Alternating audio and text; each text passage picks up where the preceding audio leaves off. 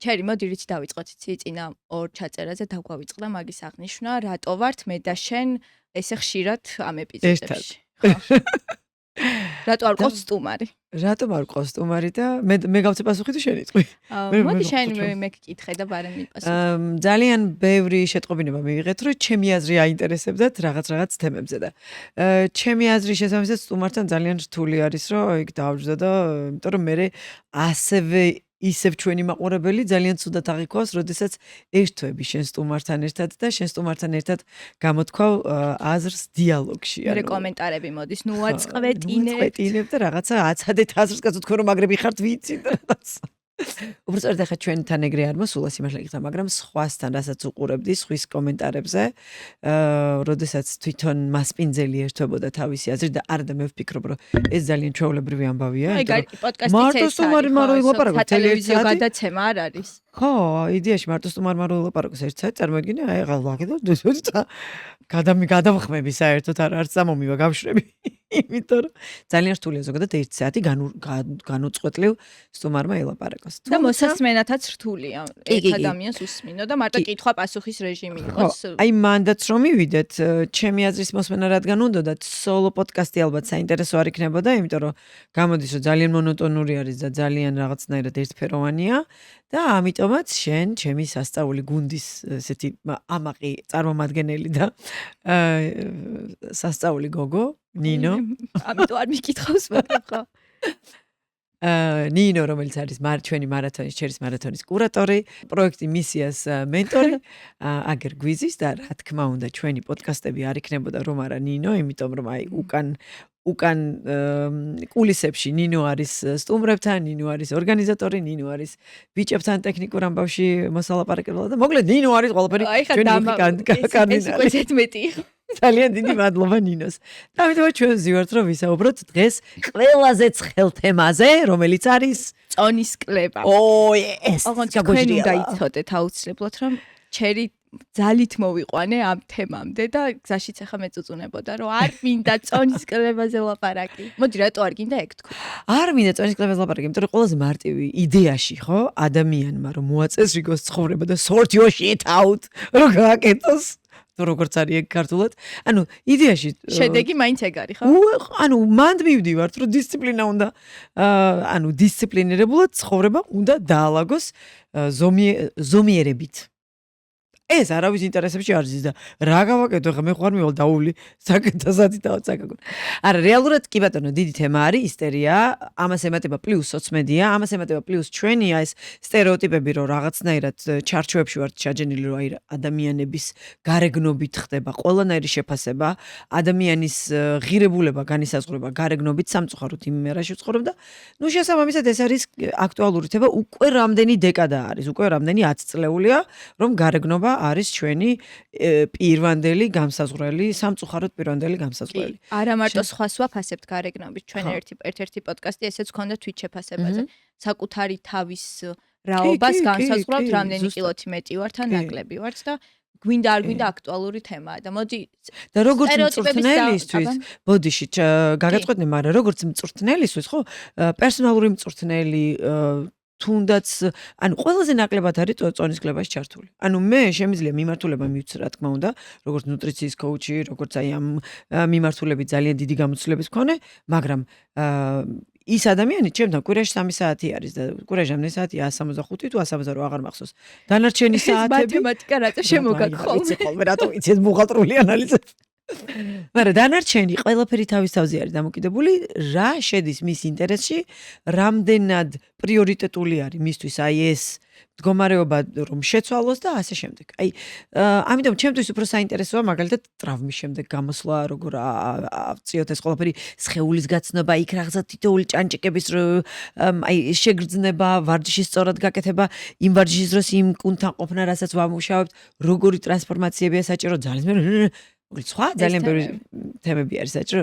თან ეხა ჩვენ ვიყავით ერისიონის დახურულ კონცერტზე, გენერალურ რეპეტიციაზე და იქიდან მოვიდა რომ აი კიდე მაღალი ამაღლებული განწყობები და ვილაპარაკოთ წონის კლებაზე არა უშავს. სხვა გზა არა გვაქვს ამჯერად. ვილაპარაკოთ წონის კლებაზე. ახლა დავსხედით, დავიწყოთ საუბარი წონის კლებაზე და პრინციპში ამ სტერეოტიპების საწინააღმდეგოდ გავცუროთ ეს პოდკასტიც, ეგრე დავიწყოთ, რომ არ ჩავსვათ ჩარჩოებში, რა უნდა ვჭამოთ, როგორ ვივარჯიშოთ და ერთ თვეში როგორ დავიკლოთ, არ დავასახელებ კილოგრამებს. კი. უფრო სიღრმისეულად და საინტერესოდ წავიყვანოთ ეგ თემაც. კი ბატონო. რეალურად აი ეს კალორიების როგორ თქვა, არ ვიცი, ყველა ამბობს, რომ უნდა ვითვალოთ კალორია, აწონე, დაითვალე, გამოითვალე. ეს ისტერია არის დაწყებული და მოდი აი პირველი ამის საპირისპიროდ წავიდეთ, რომ როცა წონის კლება გვინდა, ჩვენც ვამბობთ, რომ კალორიული დეფიციტი, ანუ რაღაცა დეფიციტში უნდა მოექცე. ენერგიულ დეფიციტში, მაგრამ ეს გულისხმობს, რომ ყველაფერი უნდა ავწონოთ, ყველაფერი ჩავიწეროთ, სხვა რამე არსებობს, რომ ადამიანური გზებით შევამციროთ კალორაჟი და დავიკლოთ წონაში. კი ბატონო, გადასარევი კითხვა არის და მე პირადად მთელი ჩემი აი ამ ფიტნეს კარიერის განმავლობაში მაქსიმუმ 3 ჯერ თუ მექნება კალორიები დათვლილი, ისიც გაკაჩე 2 კვირის განმავლობაში. საკუთარი თავისთვის. ჩემი თავისთვის, ხო. იქიდან გამომდინარე არის რთული კალორიების თვლა, რომ აბსოლუტურად რასაც ჩვენ დღის განმავლობაში ვჭამთ, უნდა ვიცოდეთ, რამდენი იწონის, რამდენი კალორია აქვს, უნდა შევიყვანოთ რაღაც სპეციალურ პროგრამაში და უნდა ვიყოთ მთელი დღის განმავლობაში აი ამ ბუღალტერია მათემატიკაში. რა თქმა უნდა, არსებობს უკვე წამოვიდა ახლა ბედნიერი ცხოვრება, სადაც უკვე შენს მაგივრად ნაფიქრი არის და შენ თავარია გამოითვალო შენი ზომა წონის კალორაჟი რამდენი არის და კლების ან თუნდაც მატების და არსებობენ ისეთი ონლაინ პროგრამები, როგორც Cheris Fit აპლიკაცია მაგალითად. აქვე ჩავაქსოთ ჩვენს აპლიკაციას, სადაც ყველანაირი კვება არის და შენს მაგივრად არის გაწერილი აი ამ კონკრეტული კალორიების გეგმა. ამ მათემატიკას გაშორებს. მაგრამ აქაც ჩემი აზრით მეორე უკიდურესობას ვეტაკებით, ვეჯახებით, რომ ესეც რაღაცნაირად ჩარჩოში გსვავს კვების ამბავში რა. ჩარჩოში გსვავს კვების ამბავში, რომელიც ნიშნავს, რომ ეს შეიძლება შენს ცხოვრებაზე აისახოს. ანუ იქ მეგობრებში ხშირად გიწევს გასვლა, იქ ბიზნეს შეხვედრები გიწევს ხშირად და ვახშამზე გიწევს გასვლა, ან ბიზნეს ლანჩზე გიწევს გასვლა. ანუ აქ უკვე იქ უნდა დაждდა და იფიქრო, რომ აი მე ხა ეს ჩემი საჭმელი რო აქ ხო ვერ წავიღებ ხა ჩემს საჭმელს, რომელიც გამზადებული ულუფა მაგდარ. აი ძალიან რთული არის ზოგადად აი ესეთ რაღაცეებმა ჩაგინაცვლოს ის ფუნდამენტური რამ, რასაც ნიშნავს შენი ჩვევების ცვლილება ფუნდამენტურად, ისე რომ ეს ჩვევები ისე შეცვალო, რომ ყველგან და ყოველთვის გამოგადგეს და არ დაგჭირდეს აი ესეთ ჩარჩოებში მოქცევა, როგორიც არის გაწერილი კვების მენიუები, გაწერილი დიეტები და განსაკუთრებით კალორიის თვლები. ეხლა ძალიან შევდან მოუარე მე ამ ყველაფერს, მაგრამ რომ დაუბრუნდეთ, არის თუ არა შესაძლებელი ეს ყველაფერი კალორიების თვლის გარეშე. რა თქმა უნდა, შესაძლებელი არის წონის კლება კალორიების თვლის გარეშე. და ისიც არ არის აუცილებელი, ჩვენ ვიცოდეთ, რომ კონკრეტულად ეხლა მე 500 კალორიანი დეფიციტში ვარ თუ 200 კალორიანი თუ რა კალორიას ვიღებ. ძალიან ხალისობ ხოლმე გოგოები რომ წერენ, მე ვიღებ 1000 კალორიას. კაც მარიცის რას იღებენ, იმიტომ რომ თვალიზომით ამბობენ რა ეს. როგორ არის შესაძლებელი და იმას, რასაც ეხლა ვჭამთ, იმისი ანალიზი გავაკეთოთ, იმიტომ რომ მაგალითად ახლა მე რო გითხო შენ გუში რა ჭამე, გახსოვს რა ჭამე, მე არ მახსოვს ხანდახან რა ვჭამე. ხო, შეიძლება ვერ გავიხსენო, თუნდაც უცებ ხემსი ვერ გავიხსენო, უცებ ვერ გავიხსენო, საუზმეზე ზუსტად რა ვჭამე, წვენი რო დავაყოლე ეგ ვერ გავიხსენო და ასე შემდეგ. ზოგადი პროდუქტი გახსოვს, რომ რაღაცა ხორცი მივიღე, მაგრამ შეიძლება რაღაცა დეტალები არ გაგახსენდეს. ამიტომ იმას, რასაც ვჭამთ, ეხლა უნდა გავაანალიზოთ თუ ვისაც ახლა ჩემნაირი მეხსიერება წამოგვეწია, რომ 20 წამიანი დორის მეხსიერება გვაქვს. უნდა ჩავწეროთ სადღაც 3-4 დღის განმავლობაში რა ვჭამეთ. დილას რა ვჭამეთ, საღამოს რა ვჭამეთ. შეზღუდვის გარეშე რა ვჭამეთ. შეზღუდვის გარეშე, აბსოლუტურად იმას, რასაც ვჭამთ ეხლა. ხო? ანუ თუ გავაანალიზებ მე რა ვჭამ ეხლა და აი ამ ჩამონათვალში მივხვდი რომ მე წონის კლება არ მიმდის, ესე იგი რაღაცა არასწორად ხდება. ავდგები და თუ ეს ჩემი სტანდარტული ჩამონათვალია, ძირითადად ადამიანები მაინც ერთ და იგივე რაღაცას ვჭამ და არ არის ხოლმე ჩვენს რაციონში რაღაცა სასწაული რაღაცების დამატება ყოველდღიურად. ანუ კვირის მენიუები რო ავიღოთ ესე კვირის ჭრილში, იდეაში ერთი და იგივე რაღაცაზე ვტრიალებთ. ხო, რაღაცა ერთ და იგივე რაღაცას ვტრიალებთ და ეს თუ მე გავაანალიზე აი ამ 4 დღის განმავლობაში და აი ამ ჩამონათვალში შემთხვევაში წონის კლება არ ხდება. აი აქვე დავიწყებ მე, აი ხა რა ვქენი აქ. თუ ჩავიხედე და ზედმეტი დავუშვათ ხემსი იყო, პირველი დავიწყებ ხემსებთან ბრძოლას. პირველი ამოვიღებ ხემსებს. თუ მივხვდი რომ იქ სამჯერ კვება იყო და ხემსები საერთოდ არ იყო, ავდგები და ამ სამივე კვებას იმას კი არ ვიფიქრებ, რომ აი მე ხა აქეთა რა ამოვიღო, საერთოდ თითოეული მაკრონუტრიენტი ან ნახშირწყალი არ ვჭამო, ან მარტო ბალახზე გადავიდე, ან მარტო ხორცი, ან ესეთ რაღაცას არ ვიზავ. ავდგები და დავიწყებ პორციების კონტროლს. დაუშვათ მეხუთე დღეს, სადაც უკვე მე ვიწყებ ჩემი პორციების კონტროლს, იმიტომ რომ იმ წინა 4 დღეში დაუშვათ მორჩი გაანალიზებას მოქმედება. დავიწყე გადავდგი ნაბიჯები, კონკრეტული ნაბიჯები. პირველი ვთქვით რომ ხემსებს ვებრძვი და ხემსებს ამოვიღებ, თუ წონის კლება არ ხდება. თუ ხემსებიც არ არის, მაგ შემთხვევაში უკვე გადავდივარ ულუფის კონტროლზე და ულუფის კონტროლის რამოდენიმე ხერხი არსებობს. მე რაც გამომიცდია ყოველ შემთხვევაში. ერთი ვარიანტი არის, როდესაც თვალი როცა ხარბი არის, იღებ იმ შენ ხარბად თეფშზე, მაგრამ უნდა ეცადო რომ ერთი რომ ნელა ჭამო აუცილებლად რომ სიგნალი მივიდეს დროულად twin-თან რომ გამძღარი არის და ეცადო რომ ის რაც ხარბი თვალით გადმოიღი იმისი მესამედი დატოვო თეფშზე. ეგ რა თქმა უნდა არ არის კარგი იმ თვალსაზრისით რომ საკვების გადაყრა და გაფლანგვა მიდის კი ბატონო, თუმცა თუ ერთი ვართ ოჯახში შეგვიძლია ის მესამედი ავიღოთ და შევინახოთ მომდევნო ულუფისთვის ან ხვალინდელი დღისთვის თუ არ შეგვეზარება ისევ ჩვენი ნაჭამი ჩვენ ვერ ვჭამოთ. ახლა თუ ოჯახში ბევრი ადამიანია, ეხლა შენ თებზე გადმოღებული რომ სხვას დავტოვო, ცოტა ესეთი უხერხული მომენტი გამოდის, ხო? თუმცა გააჩნია რა ოჯახში ვისთან რა მოსულა რა.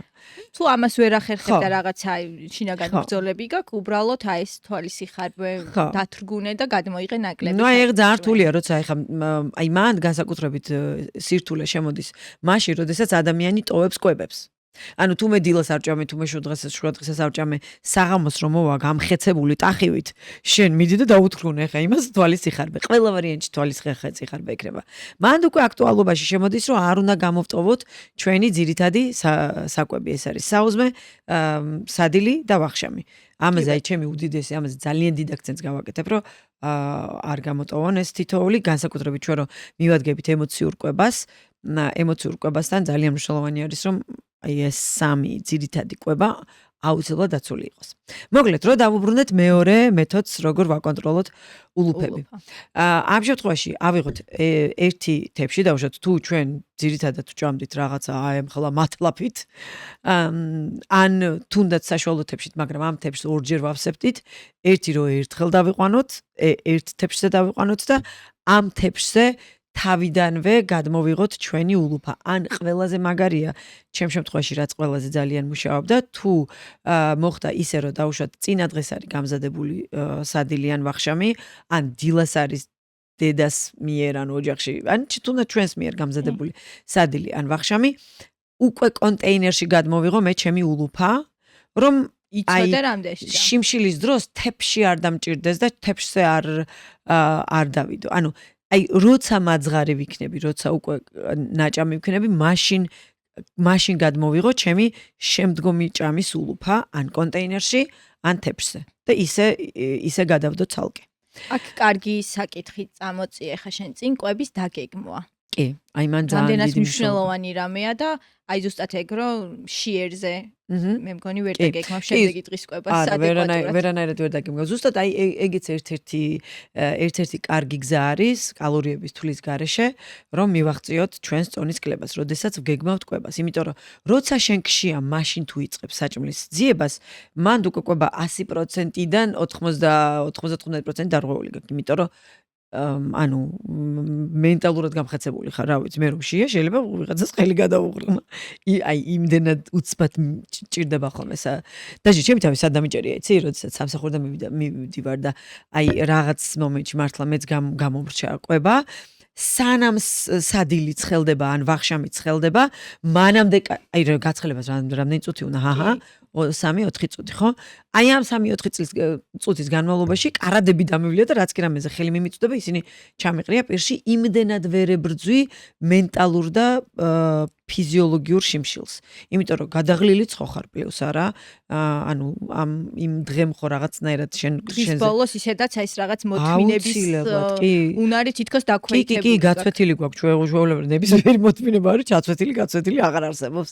და ამიტომ მანდაც დამიჭერია ჩემი თავი, რომ სანამ ის გაცხადება რომ პირში რაღაცებს. მეც და მე მგონი ყველას ეს რაღაც ზუსტად მანდ არის. აი უცებ ისეთ რაღაცეებით ვცდილობ რომ თავი შეიყო. ყველაფერი ყველაზე უწყინარი რაღაცაა თავარი, აი რაღაცა ისინი არ გიდოს შენი პარტნიორის მიერ მოტანილი, რომელსაც ხელებში უტყავ, რომ არ მოიტანო ეს სახლში, აი ესეთი ხემსები, რომელიც იდეაში მთლად ჯანსაღი არ არის და რა ვიცი, მაგის ეს უგამაგოთ ჭამა დიდად მისაღები არ არის.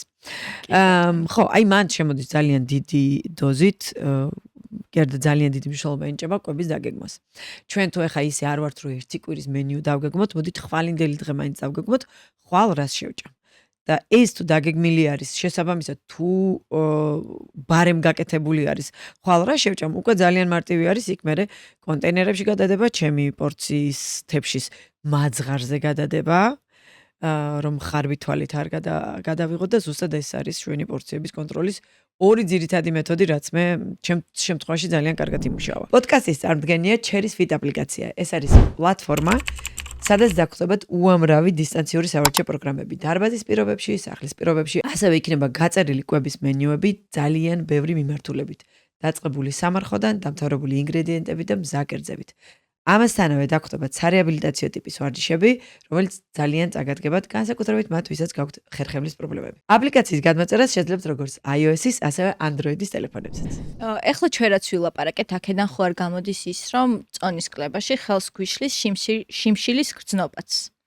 ხო არ ჯობია ჭამოთ მანამ, სანამ აი ეს ხეცებივით საერთოდ ადამიანებს აქვთ ესეთი რაღაც გარჭობილი თავში. არ სვამენ წყალს მანამ სანამ არ მოწყურდებათ, არ ჭამენ საჭმელს მანამ სანამ არ მოშივდებათ. ჩვენი სხეული ესე არ მუშაობს სამწუხაროდ. მას აქვს თავისი საათი და ანუ დღის განმავლობაში რო არის დადგენილი რომ რაღაცა რაოდენობის წყალი გვჭირდება, წყურვილს არ უნდა დაელოდოს. როდესაც უკვე წყურია მაგალითად, ხმე წყალზე გაგეკეცი, მაგრამ როდესაც უკვე წყურია, იქ უკვე გაუწყლოვნება ხდება და რაღაცა პროცესს უკვე დააკლდა წყალი.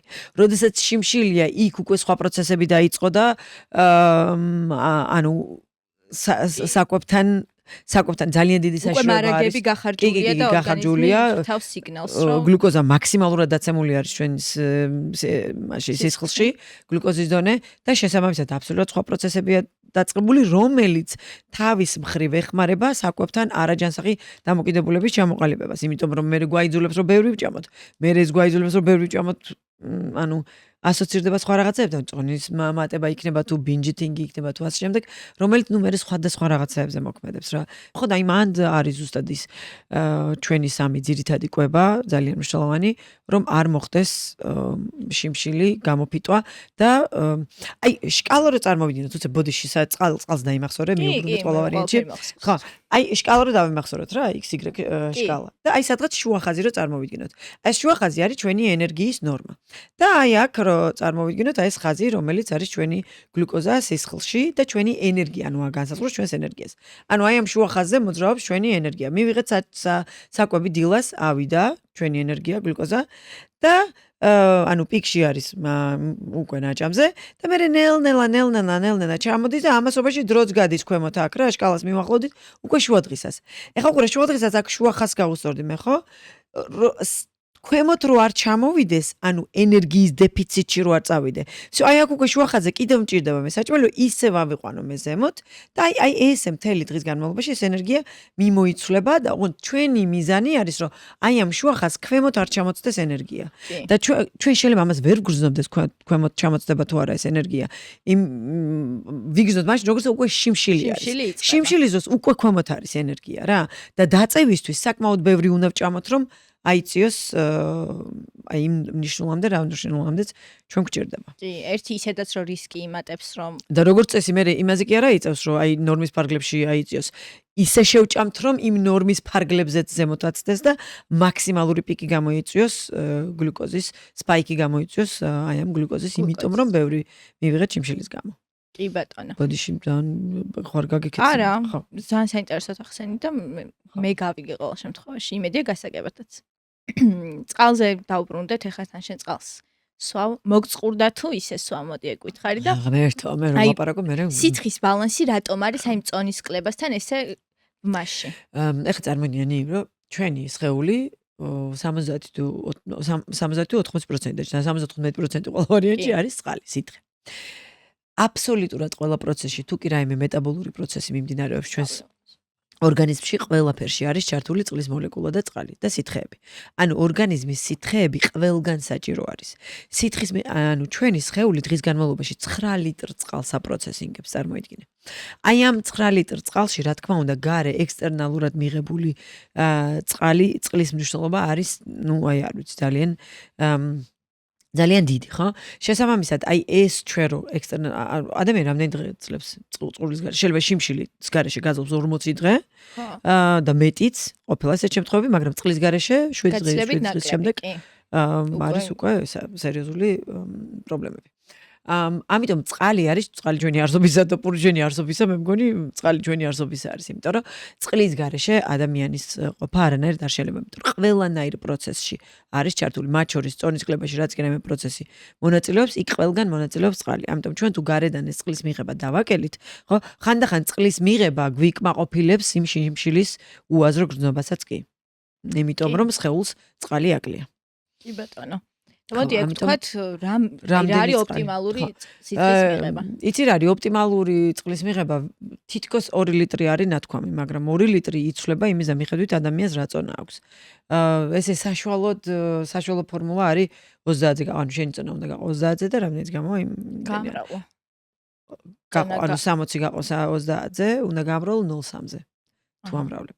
აი მაგალითად 60 კილო ვარ, უნდა გაყო 30-ზე და გამომდის 2 ლიტრი. მილილიტრებში ეგრე გამოგიო. თუ 30-ზე გამრავლებ, მილilitrებში გამოგიო. ოკეი, ხო, მილilitrებში ვინ ითვლის წყალს?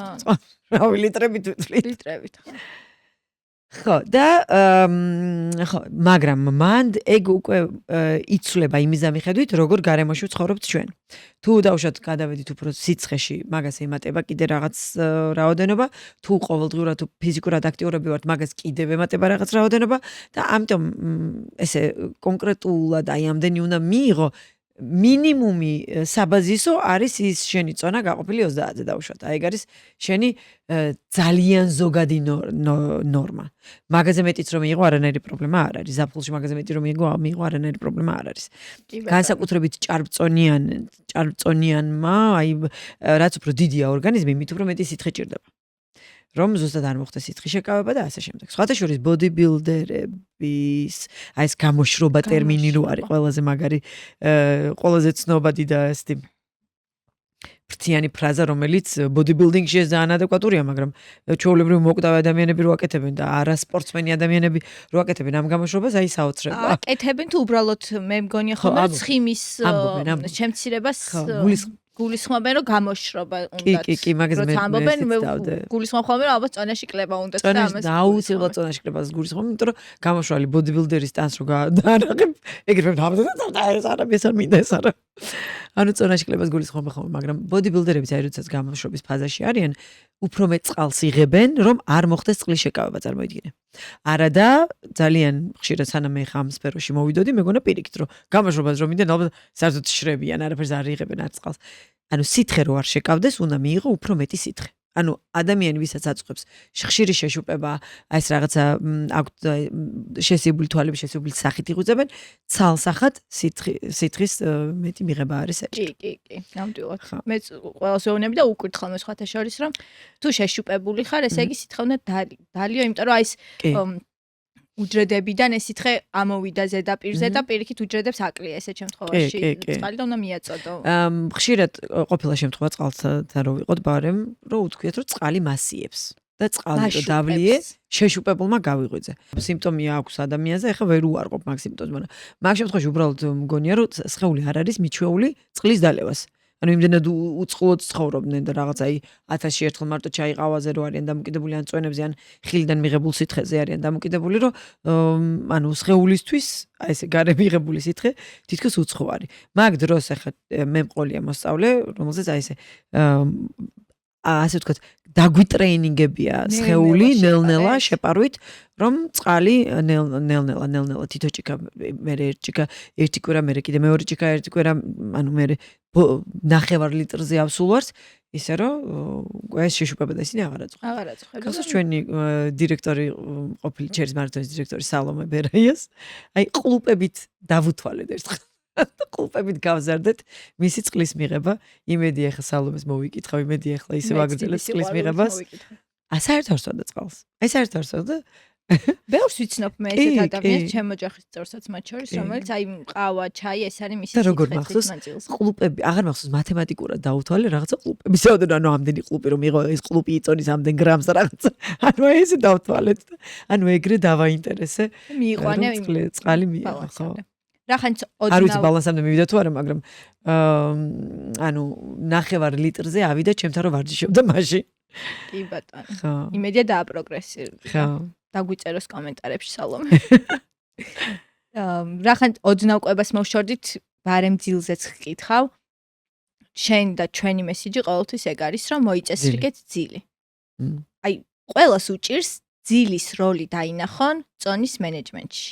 რა როლი აქვს რეალურად ძილს? უშველებელი, აი ძალიან დიდი მნიშვნელობა აქვს სწორძილს, იმიტომ რომ როგორც წესი, როდესაც გვიანი ძინებ, მეორე დღეს უფრო მეტი მარტივი ნახშირწყლის craving-ი როგორ არის ქართულად, მოთხოვნილება, ოღონდ ეს მოთხოვნილება არის როგორ იცი, აი შემაწუხებლად რომ აი ხრო ჭამონონონო გაგიჟდები.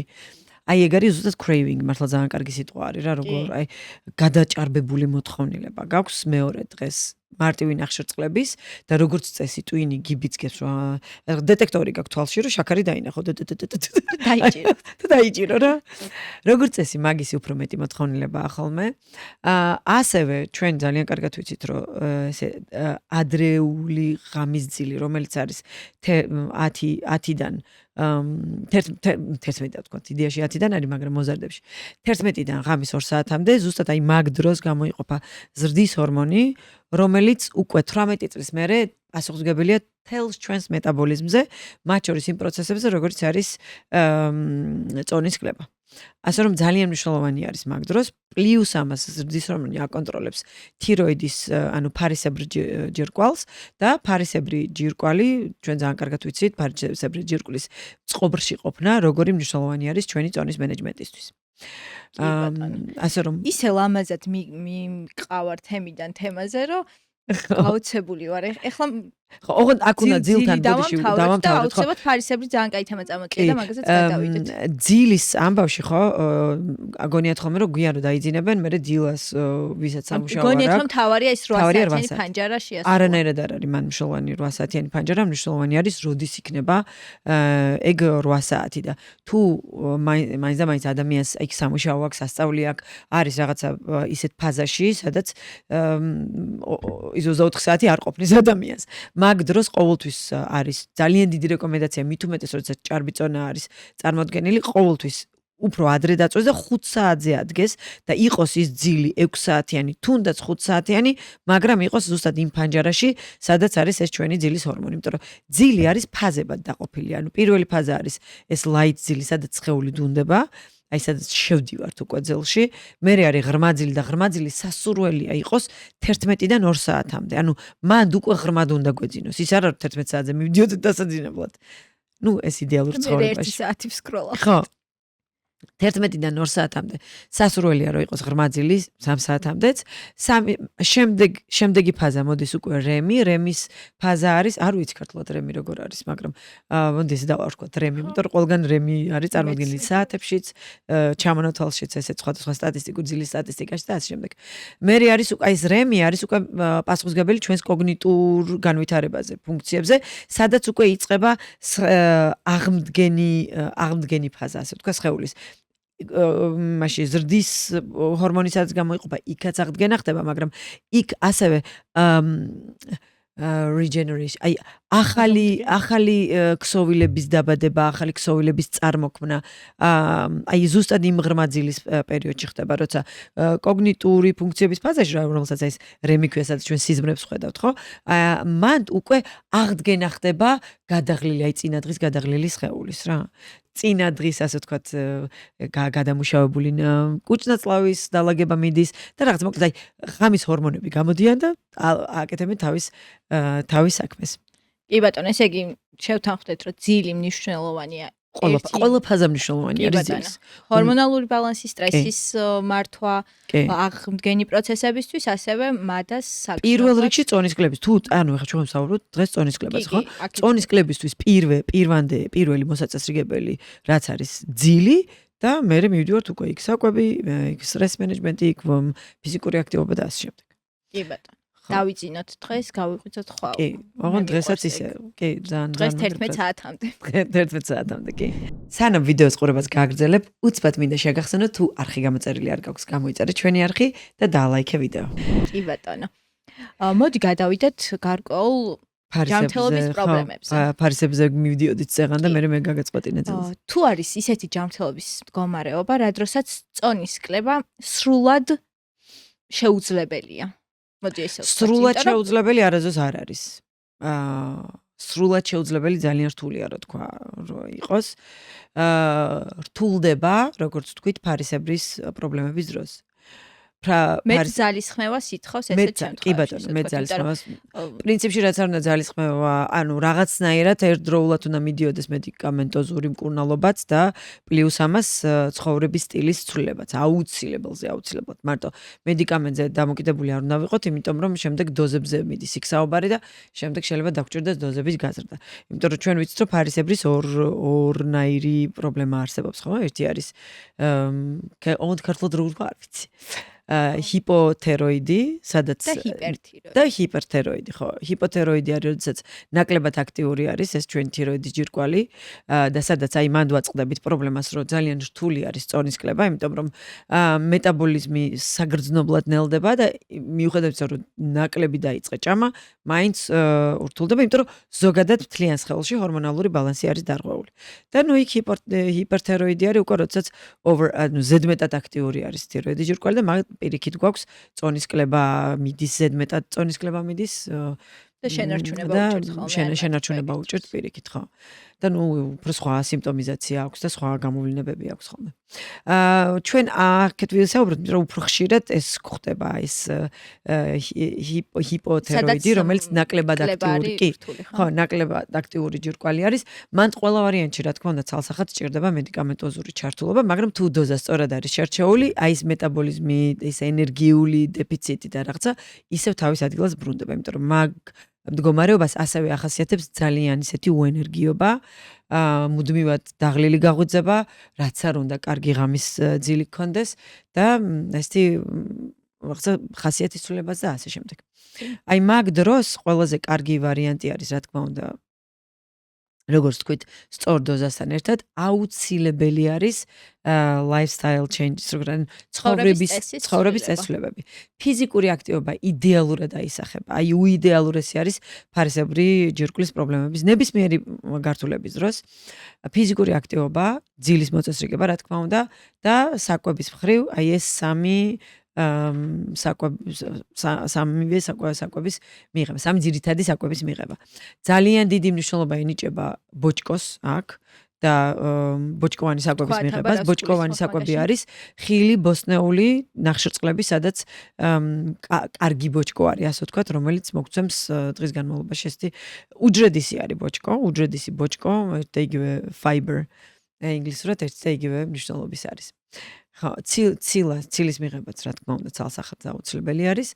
და სტანდარტული რეკომენდაციები პრინციპში რა სტანდარტული რეკომენდაციები. უბრალოდ ხო, აი იცი რა არის, აი მაგალითად ვარჯიშის შემთხვევაში, ხო, აი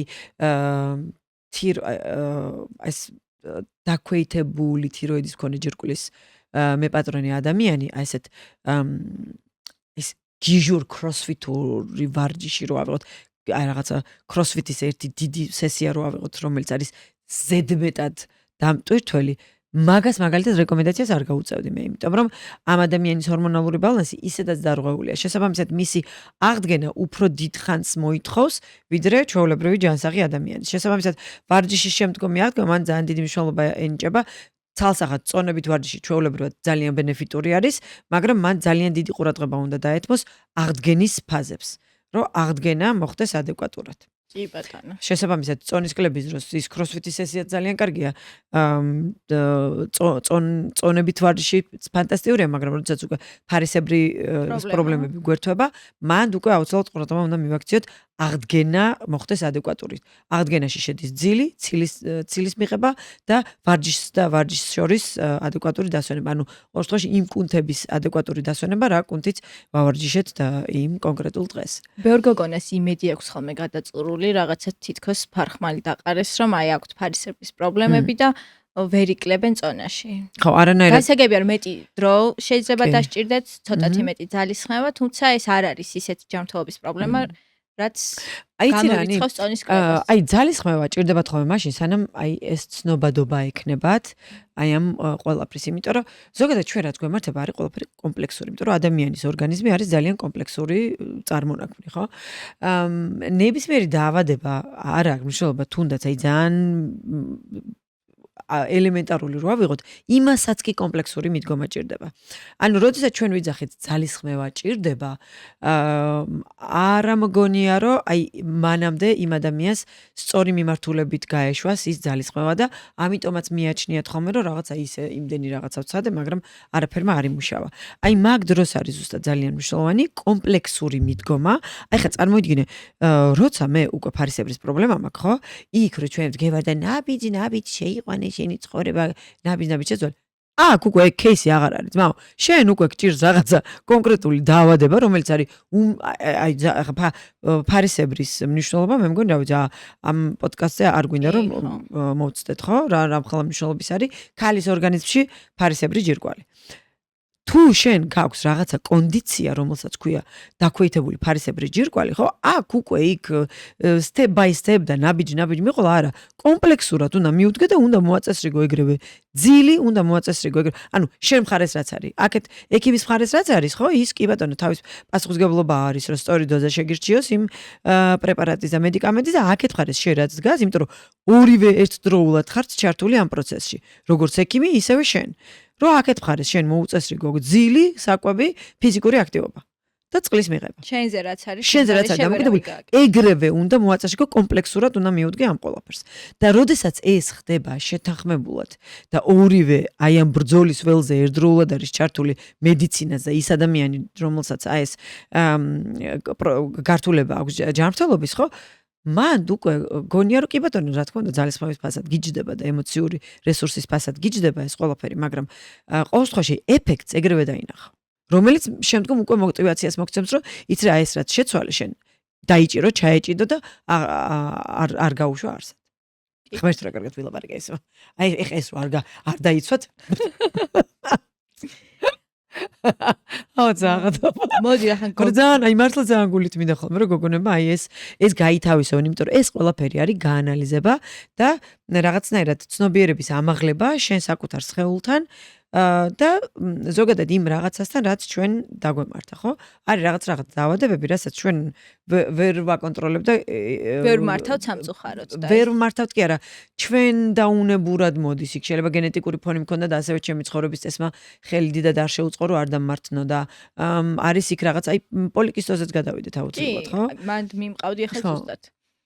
რახან გოგოების თემა წამოვწიეთ ჰორმონალური ბალანსი. წონის კლება უჭირთ ასევე პოლიკისტოზის დროსაც. ხშირია პოლიკისტოზური საკვერცხის სინდრომი და წონა არის ერთ-ერთი პრობლემა მანდაც. პოლიკისტოზურ საკვერცხეზე მე აბსოლუტურად შემეცვალა წარმოდგენა, როდესაც ინგლისში ჩავედი, ინგლისში რო ვცხოვრობდი, იმიტომ რომ მე აქედან აი მაგ მხრივ რაღაცა ჩათეთქვილი და ჩარწმული დავდიოდი მაშინ, იმიტომ რომ აი ქალურ მომენტში რა, რომ აი მე მაგ პოლიკისტოზის რა გვიწყე რა ჩმური ვარ და რა ცოტა ვარ, იმიტომ რომ მე მაქვს პოლიკისტოზური საკვერცხე. ანუ პოლიკისტოზური საკვერცხე ჯერ მოდი ვთქვათ, რომ პოლიკისტოზური საკვერცხის დროს საკვერცხებს არაფერი არ ჭირთ.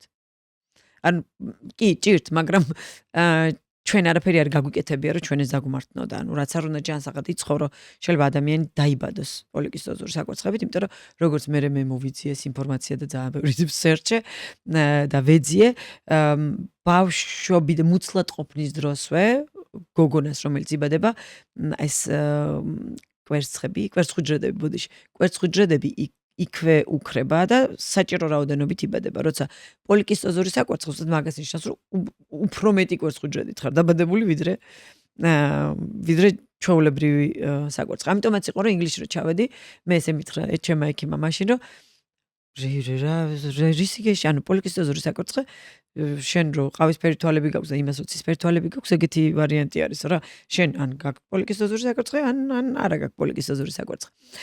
ერთადერთი მან რაც არის ძალიან გასათვალისწინებელი, რომ ის კი არა რომ ჩვენ თავიდანვე მე მაგალითად 16 წლისას კონტრაცეპტივზე რო შემსვეს წამალზე და ესტროგენი მიკონტროლეს იქ კი არ არის გასათვალისწინებელი, მაგ ძალიან დიდი მნიშვნელობა აქვს კვების ბალანს და ანუ კვებით ჩვევების ჩამოყალიბებას ბავშვობიდანვე. ანუ თუ მოზარდს აქვს პოლიკისტოზური საკვერცხი, მშობელი დედა აუცილებლად ორიენტირებული უნდა იყოს, რომ ამ ბავშვს ჩამოუყალიბდეს კვებითი ჩვევები, იმიტომ რომ ყველაზე დიდი რისკი პოლიკისტოზური საკვერცხების მატარებლებისთვის არის ინსულინრეზისტენტულობა და შემდგომ უკვე გადასული ეს მეორე ტიპის დიაბეტში.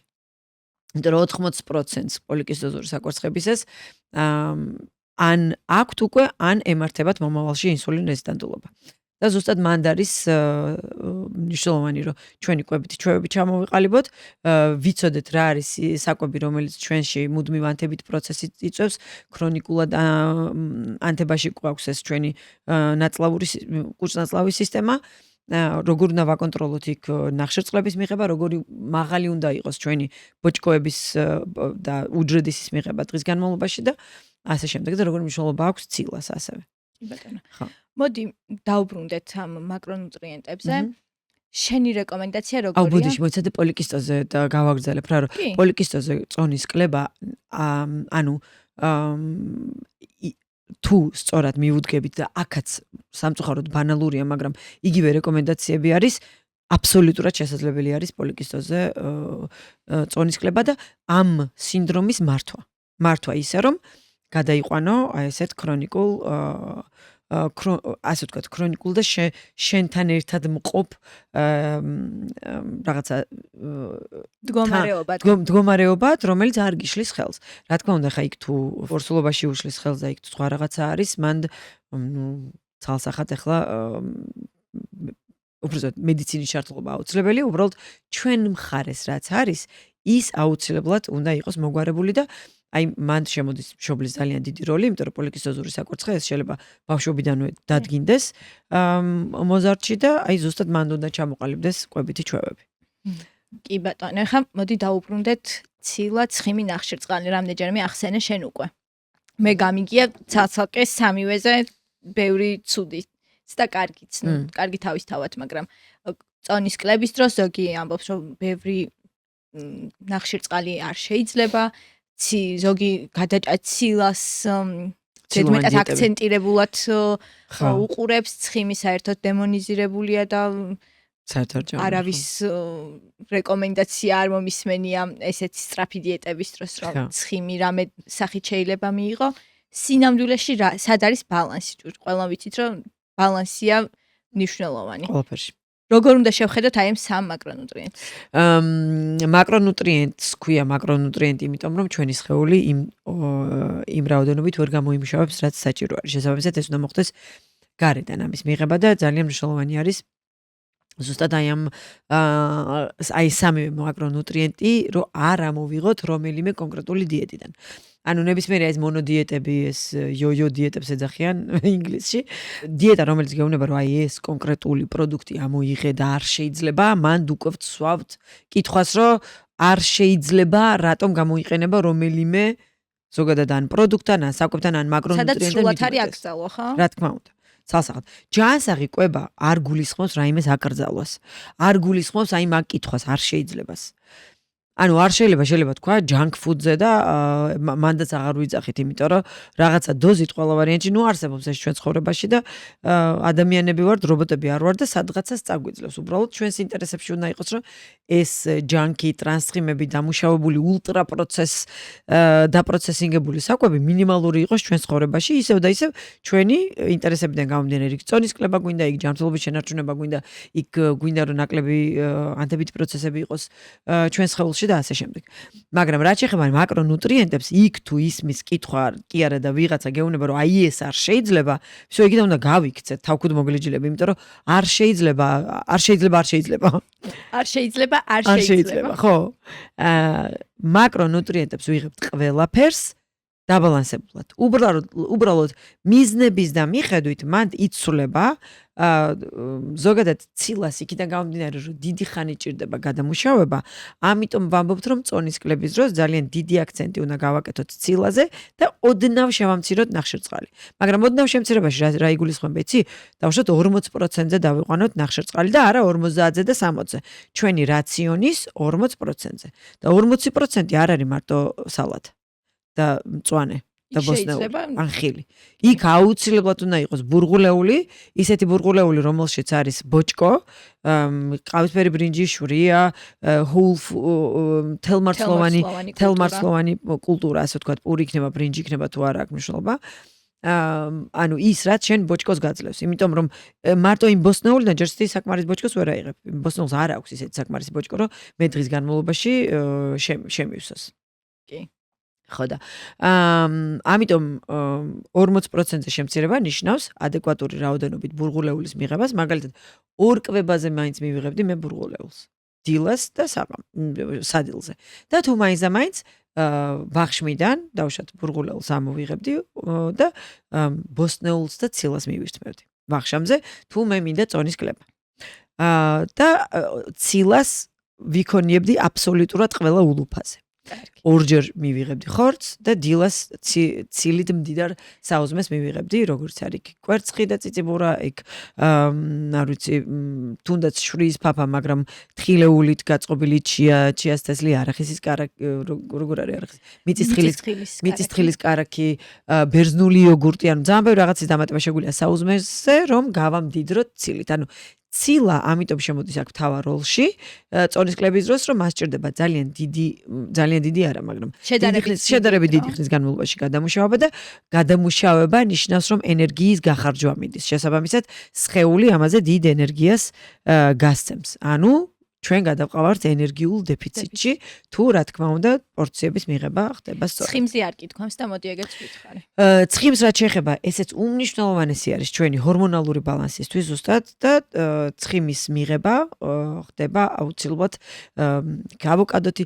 ყველაზე ჯანსაღი ცხიმი არის მონოუჯერი ცხიმები. მონოუჯერი ცხიმები არის ზეითუნის ზეთი, ზეთის ხილი თავად, ავოკადო, თხილეული, ეს ნუში, ჩვენი ქართული თხილი, ნიგოზი და ასე შემდეგ. და ქოქოსის თუნდაც, მაგრამ ქოქოსი ჩვენთან ხა ისეთი კულტურა არ არის, მაგრამ ეს არის. ქოქოსი ხოთაშიც ნაჯერი ცხიმი არის ქოქოსი. რა შეგვაშინდეს ცხიმების? ცხიმების ცალსახად არ უნდა შეგვაშინდეს, იმიტომ რომ რა ვიცი, ჩვენი ყველაზე მნიშვნელოვანი რაც არის, ჰორმონალური ბალანსი ზარალობს მანდ.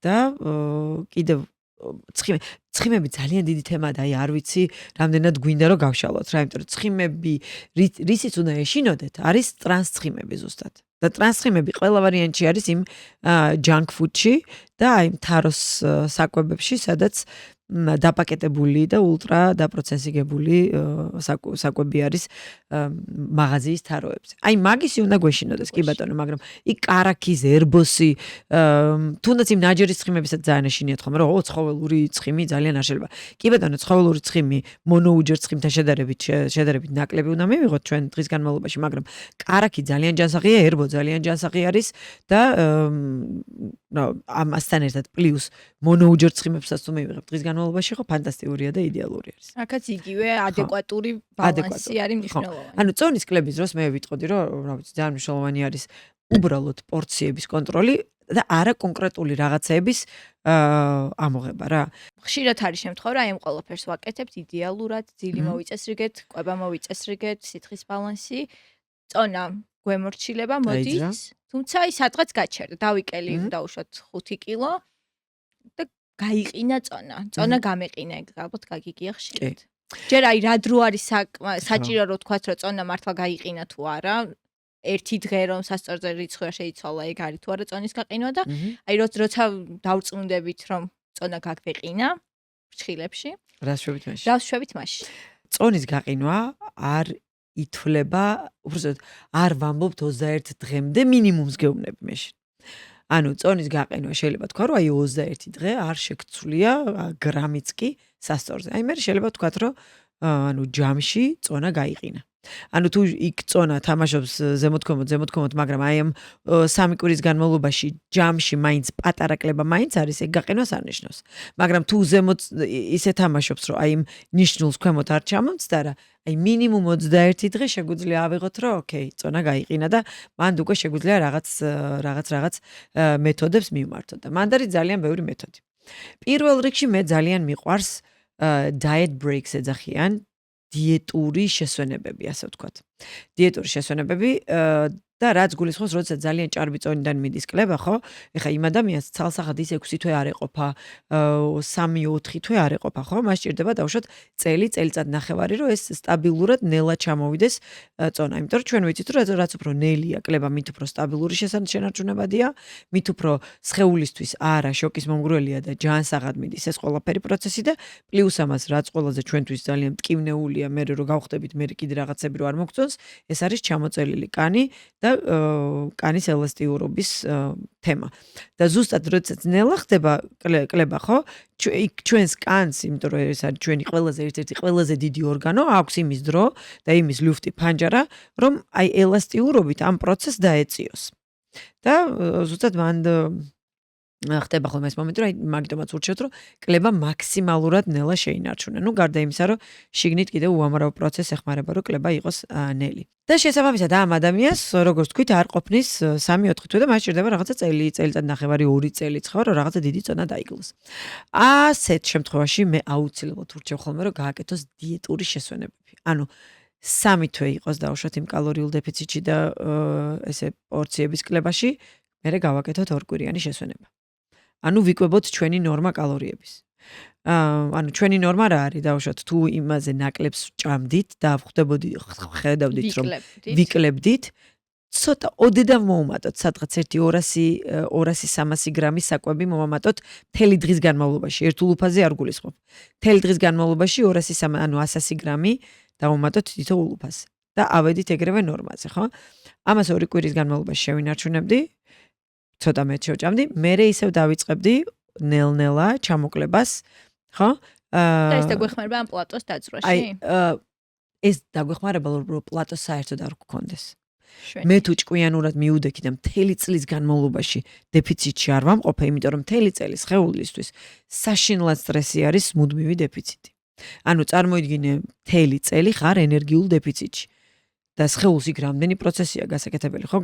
დაღლილია, იმიტომ რომ ნაკლები ენერგიით უწევს ბევრი რაღაცის გაკეთება. იქ ჭირდება ჩვენ წონის კლება რო დავიწყოთ, ანუ წონის კლება რო დავძრათ და რაღაცა, მაგრამ ყოველ შემთხვევაში მუდმივად ენერგიული დეფიციტი არის სხეულისთვის ცოტა ესეთი ნერვული სისტემისთვის რთული და ზოგადად მთლიანად პროცესებისთვის არის სტრესული. ამიტომ ჩემი დიდი რჩევა იქნება, რომ ადამიანი, რომელიც ძალიან ჭარბ წონას უნდა ებრძოლოს და მან აუცილებლად უნდა გამოყოს ყველა ვარიანტში 6 თვეზე მეტი, ყოველ შემთხვევაში 3 თვეში ერთხელ გააკეთოს დიეტური შესვენებები, ასე ვთქვათ. და ავიდეს აი იმ თავის ნორმაზე. მეორე მეთოდი რაც შეეხება პლატოს, მაგ დროს აუცილებლად ეხლა რთულ მეთოდზე უნდა წავიდეთ. რთული მეთოდი იმ მხრივ, რომ ცოტა მეტად შრომატევადია და ძალისხმევისთვის არის ესეთი რა. მანდ აუცილებლად უნდა დავჯდეთ და მთელი 1 კვირის განმავლობაში გავაანალიზოთ, რას ვჭამთ. და როგორ ანუ რას ვიკვებებით. რეალურად ვართ თუ არა დეფიციტში? რეალურად ვართ თუ არა, სადმე თვალის ზომა ხوار გაგვექცა. სადმე რაღაცაში ხوار შევწვდით და აუცილებლად იმ 1 კვირის განმავლობაში ვნახავთ სად გაგვეპარა შეცდომა. იდეალური იქნება თუ მაგ დროს მიდის აწონვა საკვების და აი ესე ასე ვთქვათ შეხედვა, სად რა როგორ ხდება. და აი ზუსტად ეგრე გაანალიზება, რომ ნახოთ ჩვენ ციფრებში სად არის შეცდომა. ეგ არის ყველაზე რთული ვარიანტი, რომ დავუშვათ ის 1 კვირა გაანალიზო, ჩაიწერო ყველაფერი რა სჭამ, აწონო, დააბუღალტრო, რა არის შენი კალორიები მოცემულ მომენტში და რა უნდა იყოს, რომ იყოს დეფიციტში. თუმცა ხო გეუბნები პლატოს არ აღწევენ სადღაც მე-4-მე-5 თვემდე თუ სწორად მიდიან კლების ამბავში რა. და პლატოს რო არ მიაღწიონ, ზუსტად 3 თვის მერე დაახმარონ შვებულება დავარ. შვებულება, ხო? მოდი დიეტური შვებულება, რა მაგარი სიტყვა გაჩნდა, ხო? შესაძლოა არა, დიეტური შვებულება, ხო? ოღონდ მან შვებულებაში არ უნდა გადაიკუკონ თავზე. ანუ აი და წავიდა და ვიგულავეთ არა. ნელ-ნელა უნდა მოხდეს, ხო? და ასევე კიდევ ესე რო არ დავგრუზოთ, რო ეს იმითი ციფრებში გაკეთდეს და აი ესე კალკულაციით გაკეთდეს, აი ყველა ვარიანტში რაღაცნაირად უნდა დაასვენო მაგ დროს სხეული რა. რომ ანუ ცოტა ხანი მოუშვა კონტროლი ყველაზე მაგრად ეს მოქმედებს ხოლმე. ცოტა ხანი, ან თუნდაც ერთი კვირა მაინც.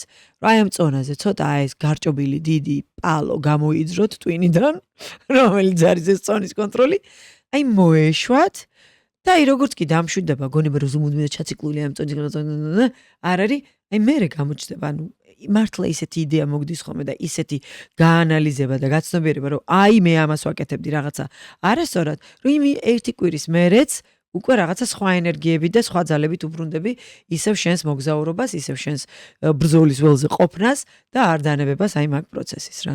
ეხლა თემა მოიტანა დარღვევები. არის ხოლმე აი ესე კვირაში ერთი დღე მაქვს თავისუფალი კვების დღე, ანუ ერთი კვება თავისუფალი. შენი მოსაზრება როგორია მაგასთან დაკავშირებით? მაგაზე სხვა შორის ჩვენ რომ მარათონი დავიწყეთ და მე უკვე სხვადასხვა ბლოგერები რო წამოვიდნენ, ძალიან გვებრძოდნენ აი ამაზე და ესე გაშარჟებულიც იყო ხოლმე ჩვენი ჩიტ დღე ჩვენს მარათონზე. ჩიტ დღე როგორ შეიძლება ძალიან ცუდად მოქმედებს და. ზოგადად მე ესეთ რაღაცას ჩვენ ერთი არ გვაქვს ამას ვიტყვი, მთელი დღე არ არის. ხო. ერთი კვება იმ თუმცა ერთ დღეს ვეუბნებით რომ კვირას ამოისუნთქე. მენიუში არა. მენიუში ჩვენ ერთი კვება გვაქვს მხოლოდ დარღვევა შეცვლილი, მაგრამ მარათონზე ჩვენ გვაქვს დავშოთ 6 დღის განმავლობაში გოგონები ძალიან ისე მკაცრად ვაყოლებთ აი ამას უშაქრო დღეს. ხო, პროტოკოლებს ასე ვთქვათ. და სადღაც მე-7 დღეს ვაძლევთ თავისუფლებას. ნუ ერთი ის რომ მაგ დროს ესეთ რაღაცას ვეუბნები, ვისთვის რა მუშაობს და ვისთვის რა არის ეფექტური. თუ შენთვის ჩიტ დღე, ასე ვთქვათ, არ მუშაობს და ის ერთი დღეს შეიძლება მე 2 შაბათი, 3 შაბათი, 4 შაბათი, 5 შაბათის მიაბა, იმიტომ რომ იმ ერთ დღეს ვეღარ გაჩერდი და ვერ შემოიფარგლე ამ ერთი დღით, ცალსახად შენთვის, რა თქმა უნდა, მუშაობს ყოველდღიურად პატარ-პატარა ისეთი შენი თვალის ბედნიერებების დამატება, როგორც არის იქ შოკოლადი, რაც ძალიან გიყვარს რა. ოღონდ ზომიერების ფარგლებში. მაგრამ თუ შენთვის ეგ არ მუშაობს და ის ზომიერებას ვერ იცავ და ამ ერთ შოკოლადს მე ერთ ფილა შოკოლადს მიაყოლებ ყოველდღიურად, რა თქმა უნდა, შენთვის ჯობია რომ ეს ყველაფერი 6 დღის განმავლობაში მაქსიმალურად სუფთად იკვებო და იმ ერთ დღეს მისცე შენ თავს უფლება რომ ოღონდ მთელი 7 დღის კი არ ჭამო იმ ერთ დღეს. არამედ რაღაცა შეზღუდულად ჭამო. და ის რატომაც ჩვენ გქონდა და მე მქონდა ზოგადად ეგ პროტოკოლი გაწერილი. იმიტომ რომ ჩვენი პროექტი არის ყველაზე მასშტაბური პროექტი საქართველოში და ამას აი ძალიან ხმამაღლა და ძალიან ამაყად ვაცხადებ, იმიტომ რომ არც ერთ მსგავს მიმართულებას არ ყავს ჩვენ ხელა რაოდენობა თვის განმავლობაში, ყოველ თვის განმავლობაში მინიმუმ 500-600 ადამიანი თვეში ახალი ნაკადი. და შენ რომ ეს 600 ადამიანი მოაქციო ერთი რაღაცნაირად ერთი სისტემის ქვეშ, რომელზეც შენ გექნება კონტროლის მექანიზმები, მან აუცილებლად უნდა დააწესო ისეთი რაღაცა ასე ვთქვათ, მინი პროტოკოლებს ვეძახით ჩვენ, მინი პროტოკოლები, რაც ჯერ ეს ერთი პირველი რომ მაქსიმალურად ჯანსაღია, ჩვენი წესები რა არის? ათიცნება, არა კაცკლა, არ არის მრუშო. ანუ არ ჭამო შაქარი. 3 ჯერ იკვებე, იძინე ნორმალურად, ფიზიკურად აქტიური იყავი და წყალი დალიე. ეს 5. და ანუ 5 გვაქვს ეს, ხო? ხო. და ვეუბნებით რომ კვირა დღეს აი ეს 5-ვე შეგიძლია მოუშვა. იმიტომ რომ აი ამდენი ადამიანი შენ რო აკონტროლო, ხო, რაღაცა წესი, ერთიანი წესი უნდა იყოს და იქ ვერ კი, რა თქმა უნდა, ჩვენ იქ ჯგუფებში ვეუბნებით, რომ კი შენ შემთხვევაში ჩიტი თუ არ მუშაობს, ის მე-7 დღე რომ აი ეს 5-ვე მოუშვა. მაგ შემთხვევაში შენ იმ ყოველდღიურად დაიმატე რაღაცები, რაც შენთვის იქნება და რაც შენზე მორგებული იქნება, მაგრამ იქნება გამომდინარე, რომ ეს არის მას პროდუქტი, ჩვენ გვჭირდებოდა ზუსტად აი ესეთი რაღაცა კონტროლი, სადაც იქნებოდა საერთო წესები, მაგრამ ეხლა მე ცოტა გამიგრძელდა, მაგრამ მე მგონია, რომ ჩვენი მსმენელი ძალიან ბევრ რაღაცას წაიღებს რა. ვისთვის რა მუშაობს და როგორ მუშაობს. მე პირადად ჩემთვის ძალიან მნიშვნელოვანია, რომ ის 6 თვე მქონდეს სუფთა 6 თვე და იმ მე-7 დღეს ან შაბათ-კვირას თუნდაც გამოზომილად ცოტა მიუშვა ჩემი თავი. იმიტომ რომ მე ძალიან მიყვარს ჭამა. 35 წლის მერე არ ვიცი რა დაემართა ჩემს ჰორმონებს, მაგრამ 35 წლამდე ტკბილი საერთოდ რო არ მიყვარდა, ეხლა შეიძლება ვიღაცას ყელი გადავარღნა ტკბილის და ბისკვიტების გამო. აი გიჟდები. ანუ შესაბამისად მე რო ორშაბათი, ოთხშაბათი პარასკევი დავიდო ბისკვიტები, იქ 1 და 2 ვინ შემოიფარგლება, შენ შემოგველი, აი ეს გადავარღნი გაურობას თუ მithumedes მშია. ამიტომ ჩემთვის მუშაობს აი ეს მე-7 დღის კონცეფცია, ხო, მე-7 დღის მომენტი, რომ აი მე-7 დღეს და თანუ ეხა იქაც უკვე ეს რაღაცნაირად ეს ცნობიერება, ჩემი ცნობიერება, რომ ცოტა მაღალი არის, ხო, იმ მომენტში, რომ რაღაცა იმ ერთხელ რო დავიწყე. რეალურად მე-7 დღესაც გაქვს რაღაც ლიმიტი, უბრალოდ არა, იმიტომ რომ ისევ და ისევ ჩემი ჩვევებიდან გამომდინარე ეს გაჯდა ჩვენში. მაგრამ მოდი ჩვენ ვილაპარაკოთ ისე დარღვევებზე, როგორც არის შვებულება, როგორც არის წავიდა დაბადების დღეზე. ანუ არანაირად არ უნდა გახდეს ადამიანი ასოციალური და არანაირად არ უნდა შეუშალოს აი ამ კვებებითი ჩვევების გამომუშავებამ, აი ამ წონისკლების პროცესმა და აი ამ წონისკლების მოგზაურობამ მის ცხოვრების ხარისხში. იმიტომ რომ ჩვენ სულ მე მგონი მე-7 პოდკასტია, სადაც ამას ვიმეორებ, რომ ჩვენ ვართ სოციალური არსებები. ანუ ჩვენ არ უნდა გქონდეს აი ეს რაღაცა ლიმიტირებული. მე რა რო წონისკლებას ვებრძვი, უბრალოდ ეხა ყოველ დღე ნუ გავხვალ და ნუ იგულავებ, მაგრამ იქ თუ დაბადების დღეზე ხარ წასასვლელი, ქორწილში ხარ წასასვლელი და რაღაცა, იქ იყავი იმ წამს მთელი შენი არსებით. იმითი არა რომ აი მე ხა დედა აი ამ იქ ნიგზიანი ბადრიჯანი როდებს რო გადმოვიღებ ღმერთო, მე სახში რომ მივალ, როზგები უნდა გადავირტყა. ამითი არ უნდა. ორმაგად ვიყავ. არა, არანაირად, ან მეორე დღეს ორმაგად ვარჯიში, ან მეორე დღეს ორმაგად ჩიმშილი. არანაირად, მიხვალთ იქ იყავით მთელი თქვენი არსებით, სულით, გულით, იმიტომ რომ ამ მოგონების მეტი თქვენ არაფერი არ შეგრჩებათ უკვე შემდეგ წლებში რო გადავდივართ. იმიტომ რომ ეს არის ზუსტად გასაფრთხილებელი რაღაცა და ეს არის ადამიანისთვის ძვირფასი. ამიტომ ესეთი დარღვევები, რა თქმა უნდა, ჩვენს ცხოვრებაში იქნება, უბრალოდ როცა ვიცი, რომ წონისკლებაზე ვარ და საღამოს დარღვევა მიწევს, დილას გავაკონტროლებ, დღის განმავლობაში მივიღებ უფრო ნაკლებ საკვებს და აი ეგრე დავაბალანსებ რაღაცნაირად იმ დღეს. ან თუ მთელი დღე ვარ გასტროტურზე, მაზაფახა, ოკეი, მივუშვებ ის ერთი კვირა და ანუ უბრალოდ ერთკვირიანი გასტროტურები ხო არის რა? იმ ერთი კვირის მერე დავჯდები მე ჩემს ისევ დავუბრუნდები ჩემს რეჟიმს. ან თუნდაც შვებულებაში, ხო. ან რა ინტენსივობით აქვს ადამიანს შვებულება, წელიწადში ერთი კვირა. ერთი კვირა ან ორი კვირა, ხო, რა უნდა მოვიკლოთ ჩვენ მაგის ბედნიერება, რომ ჩვენ თუ მივიდივართ ახლა იტალიაში და იტალიურ სამზარეულოზე ვგიჟდებით, იქ დავდგე და კალორიები უთვალო პიცას. ხო. აი, ეს არ შეიძლება. არა, ეს არის დანაშაული არის ერების წინაშე და ანუ მე სამზარეულოების წინაშე, ხო. მოდი, გადავიდეთ პრობლემაზე, რაც აი ჩვევების გამომუშავებაში ხელს გვიშლის, ეს არის ემოციური კვება, გადაჭარბებული კვება, უკონტროლო კვება, უფრო სწორად, მე მგონი სწორი ტერმინი ესეა. ბევრს აწუხებს ეს ყველაფერი და ერთია რომ ადვილია უთხრა რომ ბალანსი დაიცავი, მაგრამ მეორეა ეს პრობლემა, როცა შენ ეს კონტროლი გიჭირს და მიდრეკილი ხარ უკონტროლო კვებისკენ. სხვაჩერს ერთ ძალიან საინტერესო ორდღიან მასტერკლასზე ვიყავი თუ სემინარი ყო აღარ მახსოვს, სადაც გამოტანილი იყო რამოდენიმე პაციენტის სრული პროცესი, როგორ ებრძოდნენ აი ამ უკონტროლო კვებას, binge eating-ს, რომელიც თავის მხრივ ხელს უშლიდა აი ამ ადამიანებს ცხოვრების ხარისხის შენარჩუნებაში. ცხოვრების ხარისხს გულისხმობ, რომ ეს აისახებოდა მათ შფოთვებზე, როცა მეგობრებთან გადიოდა, მათ სირცხვილზე, როცა საჭმელს ჭამდნენ ხალხში, სოციუმში, ხო? და ანუ ზოგადად მათ გუნება განწყობაზე, რომ ანუ ფაქტიურად აი ეს კვების მომენტი მართავდა ამ ადამიანებს და არა ადამიანები მართავდნენ აი ამ კვებას.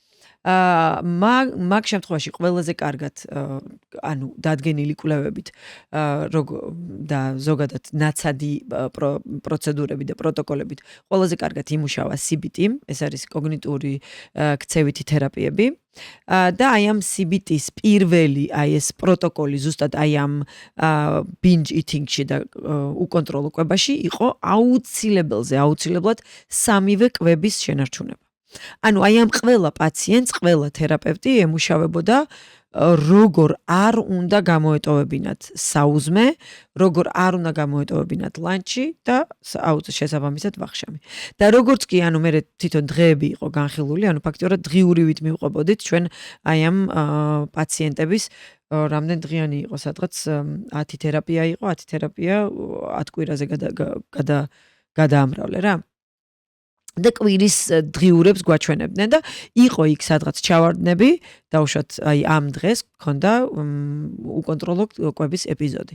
და აი ამ უკონტროლო კვების ეპიზოდზე, როდესაც თერაპევტი ჩაკითხვას აკეთებდა, ან საუზმე იყო გამოტოვებული, ან რომელიმე ძირითად კვებაზე, ან ნაკლები იყო მიღებული ძირითად კვებაზე. შესაბამისად აქედან არის დასკვნა, რომ ერთი რომ როდესაც ჩვენ გვაქვს ასეთი ეპიზოდები უკონტროლო კვების, იმიტომ რომ სხვა აი ძალიან ბევრი მიზეზი შეიძლება ქონდეს მით უმეტეს ქალს. იმიტომ რომ ჩვენ თვის განმავლობაში ძალიან ბევრჯერ ვიცვლებით, ძალიან ბევრჯერ გვეცვლება გუნება განწყობილება და ამას კიდე პლუს თუ თან ემატება ჩვენი სტრესული გარემო იქ, ძალიან სტრესული სამსახური, ოჯახში უთანხმოება, უბრალოდ ბევრი შვილი, რომელსაც ვერ ასე ვთქვათ, ვერ ვამენეჯმენტებ და ძალიან ბევრი სახლის საქმე. ანუ ამას როგორც წესი ხშირად ერთვის ხოლმე ესეთი უკონტროლო კვება და ემოციური კვება. მანდ, როდესაც თან ახლავს ფიზიკური შიმშილიც, შეუძლებელია რომ გაუმკლავდეს ადამიანი მენტალურად აი ამ კონტროლს, რომ ანუ ეს მენტალური და ფიზიოლოგიური შიმშილი რო ერთმანეთს ებრძვის, იმიტომ რომ დღის განმავლობაში ძალიან დაიღალე და საღამოს რო ეხშენადგე და პორცია აკონტროლო არის შეუძლებელი.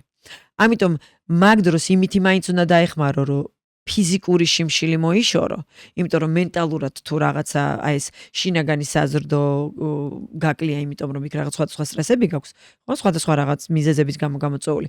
მან უკვე მარტივი არის, რომ აი ეს ჩვენი ესეთ ფსიქოლოგების მიერ უკვე ნარჩევი ძალიან ხშირად გაჟღერებული ეს მაცივართან რომ მიხვალ 3 წუთი გაჩერდი რა. ანუ მე თუ ფიზიოლოგიური შიმშილი ვაქვს 3 წუთი გავჩერდი კი არა, მაცივარს გადაყვავ მთლიანად. დასაწყისში მოვყევით, რასაც ვაკეთებთ. ხო, დასაწყისში მოვყევით, ხო?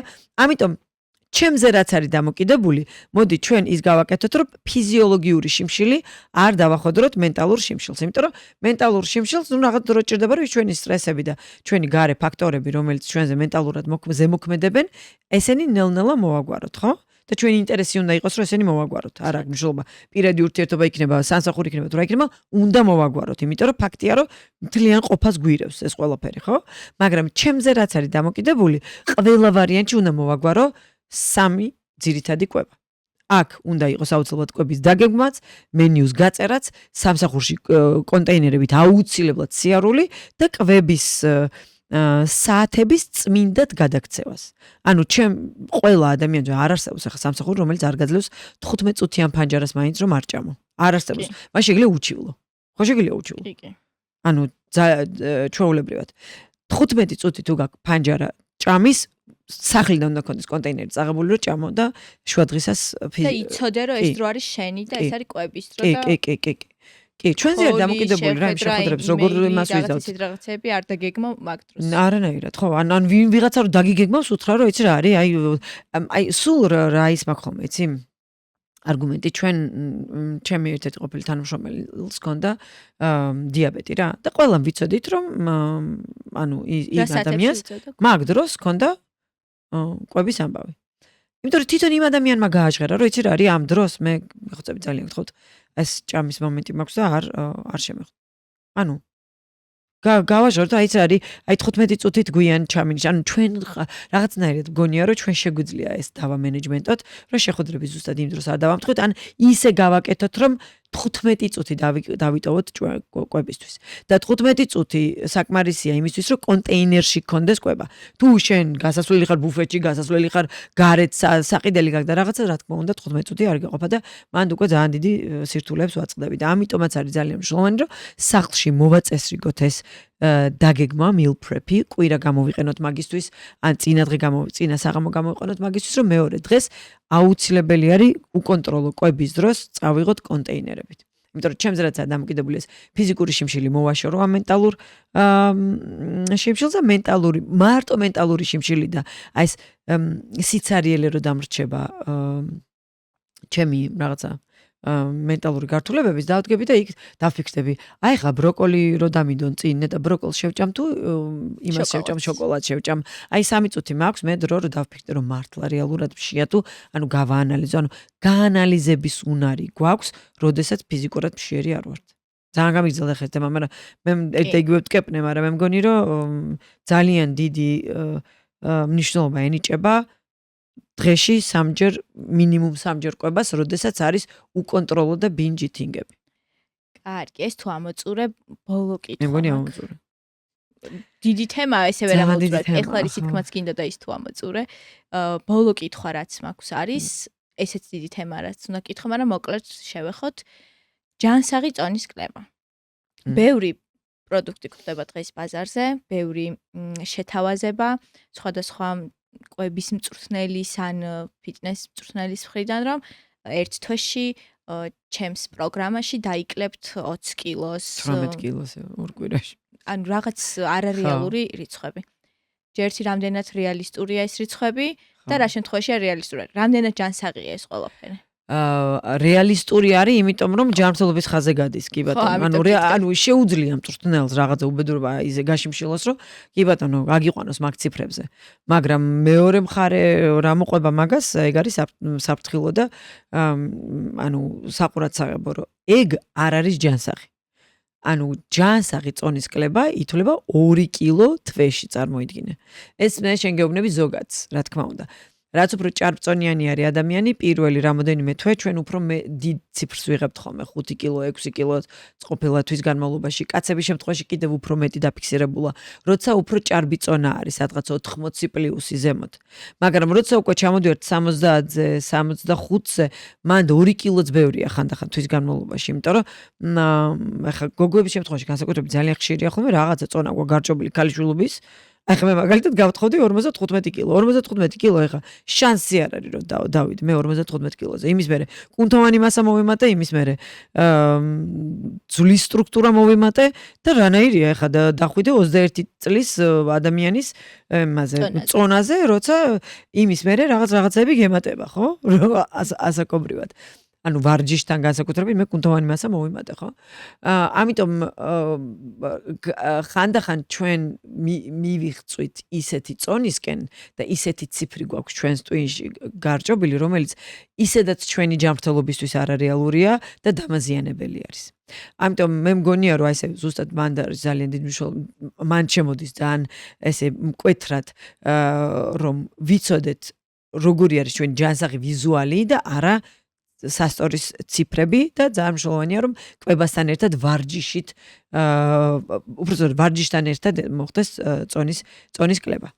იმიტომ რომ როდესაც ვარჯიშთან ერთად იკლებს შეიძლება 60 კილოიანი ადამიანი 55 კილოიანის ვიდზე იყოს, ასე ვთქვათ, იმიტომ რომ ზუსტად მე არ ვიცი თუ ვიპოვე ძალიან ძველი სურათი, სადაც 55 კილო ვზივა და ესე გადმოსული ხორცები მაქვს ეკეთიკით, ვიდრე 60 კილო შეკრული, იმიტომ რომ იქ ცხიმის და კუნთების თანაფარდობის ამბავი არის, ხო? იმიტომ რომ ეპიზოდში ეს განვიხილეს და როცა კუნთს ვაშენებთ, კუნთი პატარა არის მოცულობით, სხეულში და გკრავს და როცა ცხიმი უფრო მეტი არის ვიდრე კუნთოვანი მასა, ცხიმი უფრო დიდი არის მოცულობით და შესაბამისად უფრო დიდად გამოიყურება. ამიტომ როდესაც ვარჯიშთან ერთად მიდის კლება, ხო? იქ შეიძლება, როგორც თქვით, 60-65 კილოიანი ადამიანი იყოს ზუსტად იმ 50 და 55 კილოიანი ადამიანის ვიზუალზე. მანდ ჯანსაღი კლებას ისევ რომ დავუბრუნდეთ, ხო? პირიქით ეგეთ რაღაცას, როდესაც ადამიანი მთავაზობს, ან რაღაცა ფხვნილი, ან რაღაცა დასარჭობი მედიკამენტი, ან შიმშილი რომ მთავაზობს, პირიქით იქიდან უნდა გავიქცე ისე რომ ანუ ტიპს არ აქვს არანაირი პასუხისმგებლობა აღებულია ადამიანის ჯანმრთელობაზე. აი რანაირად უნდა ის კი არა ჩვენ დაჟე მე ყოველ შემთხვევაში იმას ვაწვევი რომ არ არის ეს ცხოვრება მარტო კალორიების მიღება, კალორიების გაცემა. ანუ ენერგიის გაცემა. იმიტომ რომ ჩვენი ადამიანის სხეული ისეთი კომპლექსური არის, მით უმეტეს ქალის ორგანიზმი მაგაზე გაცილებით ბევრი არის, ვიდრე კალორიების სვლა და წონის, იმიტომ არ მიყვარს ეს თემა, რომ ანუ წონის კლება ძალიან ისეთი მარტივი და ვიწრო მიმართულება არის იმასთან შედარებით, რაც არის ჩვენი ზოგადი ჯანმრთელობა. და ძალიან ბევრი ზუსტად ამ ზოგად ჯანმრთელობას, აი ვაფშე ყურად როგორ შეიძლება ახლა წვრთნელი ვარ და შენ გპირდები 18 კილოს დაკლებას ერთ თვეში, რომელიც აბსოლუტურად ანგრევს ადამიანის ჯანმრთელობას. ნუ აი არ ვიცი ხო, ამ დროში, როცა აი ამდენი ინფორმაცია არის ინტერნეტში და აი ამდენი ადამიანი ლაპარაკობს აი ესე ჯანსაღკლებაზე, რა არის ჯანსაღი, რა უნდა აირჩიო, რომ შენი ჯანმრთელობა არ დააზიანო, როგორ უნდა შეინარჩუნო შენი ხანგრძლივი ცხოვრება და დღეგრძელი ცხოვრება. ოღონდ კილოგრამები დაიკლოს და ტიპი არ ფიქრობს, მერე რა მოუვა, ხო? იქ თმა გაცვივდება, იმუნიტეტი დაუვარდება, ფარისებრი ჯირკვლის პრობლემა ექნება, ციკლი შეუწყდება, ყველაზე მთავარი. აი, არ ვიცი, ალბათ სხვა ეპიზოდში მე მომეცემა. მეორადი ფუნქციები, ხო? ანუ ალბათ მომეცემა იმის საშუალება, რომ სადღაცას ვისაუბრო მოზარდებში ციკლის შეწყვეტაზე. იმიტომ რომ ექსტრემალურად ჩიმშილში გადადიან და კალორიებს იკლებენ. ანუ ეს ყველაფერი თუ დამემართა და ამაზე ოკეი ვარ და იცი რომ დაგემართება, იმიტომ რომ ძალიან ბევრ ადამიანს აქვს ამაზე ნასაუბრები, ხო? და მაინც მიდიხარ, იმიტომ რომ 18 კილოს დაკლება გინდა ერთ თვეში. ხო, ნუ მოდი ესე ვთქვათ, რომ როცა წონის კლება გვინდა, უნდა გავაცნობიეროთ, რომ დრო სჭირდება ჩვენს სხეულს. ჩვენ თავს უნდა მივცეთ პირველ რიგში ამის დრო. დიგური გაწონასწორებულია ეს ჩემი ნინო, რომ გიждები. ჩემო ნინა. ჩვენ თავს უნდა მივცეთ ამის დრო და ასევე უფრო ზოგადად უნდა შევხედოთ ამ ყველაფერს, მოვაწესრიგოთ ცხოვრების სტილი, ჩვევები და ავტომატურად შედეგი წონის კლება უნდა იყოს ერთ-ერთი შედეგი და არა თავარი მიზეზი, რის გამოც ჩვენ აი ამ ყველაფერს შევცვლით ჩვენს გარშემო. ნუ პირველი მაგით იწყებენ გოგოები და მესმის, რომ ახლა ძალიან რთულია. გოგოებს აი ბაზარი არ არის, აი აბსოლუტურად მესმის გოგოებო ის, რომ ტვინში გირტყავს რა, რომ იმ კაბას ვერ იცმევ რაც გინდოდა, ისე აღარ გიხდება როგორც ადრე გიხდებოდა. ეს ნუ ძალიან მესმის რა. მაგრამ ის არ მესმის ახლა რომ იმაზე მე ოკეი ვიყო რომ ოღონდ ეს დავკარგო და ოღონდ ეს კაბა ჩავიცვა. და ოკეი, ვიქნები ხურჯინი წამლებით მოკიდებული და იქ კაკუნ ექიმების კაბინეტებში აჭედებული და მაგაში ვხარჯო მთელი ჩემი ნერვული სისტემა და ვცვითო, როგორ როდესაც ჩავეწერო და მე დაზღვევა ან მაგ ან არა მაგ ამინაზღაუროს და ეს აი მაგ ლოჯისტიკას რომ დავფიქრდები ხოლმე, come on რა, მოდი ვიმუშაოთ პრევენციაზე და არა ავადმყოფობის მკურნალობაზე. პრევენცია არის ზუსტად ის შენი ჩვევები, ის გამომუშავებული და თუ არაფერი არ გჭირს და გაგიმართლა ცოტახანი რომ არაფერი არ გჭირს და ჭარბიწონა გაქვს. კი ბატონო, ნაბიჯ გადადგი და ნელ-ნელა ჩვევები შეცვალე. მაგრამ თუ უკვე გჭირს, ადექი და კეთილი ინები ამოირტყი პანჩური ცოტა წიწა გამოიზვი უკანალში და კომპლექსურად მიუდექი და აი ის რაც არის ძალიან მნიშვნელოვანი და სულ 4 რაღაცა ჭირდება. ყველგან მაგას ვიძახი. 4 რაღაც ჭირდება ორგანიზმს. ეს არის ძილი, ადეკვატური ძილი, დაბალანსებული კვება, წყლის მიღება და ფიზიკური აქტივობა. აი ეს 4 რაღაცა მიეცი. რა გახდა ეს? ამიჟალე ნერვები. მშვენიერი ეპიზოდი გამოგვივიდა. ხო. აუ რაღაცა ზოგადი ხო არ მოგვივიდა, რაღაცა მგონია რაღაც კონკრეტული დავალებები არ მივეცი, მაგრამ კონკრეტულ დავალებებზე ვერ მიდიხარ, იმიტომ რომ ისევ და ისევ ყველა ადამიანის გარემოება ძალიან სხვანაირია რა, ბოდიში გაგაწყოთ. ინდივიდუალური მიდგომა ჭირდება ყველას, ყველამ უნდა მოძებნოს სად არის მისი ბალანსი. მასად ჭირდება ვიღაცა ისედაც ნელაჭ, ისედაც დააქვს კონტეინერის სამსახურში, ისედაც ნელაჭს, სადღაც სხვაგან აქვს პრობლემა. ყველამ თავისი პრობლემა უნდა დააიდენტიფიციროს პირველ რიგში და განსაზღვროს მისი ჯანსაღი მიზანი. კი ბატონო, ამინ. კი ბატონო. ძალიან დიდი მადლობა სმენისთვის, ატანისთვის, ჩემთვის და ძალიან ემოციური ხომ ჩემთვის, იმიტომ რომ გოგოები ისეთ რაღაცებს აკეთებენ მართლა. თქვენ არ იცით მე რა ისტორიები გვაქვს ჩვენ გაგებული.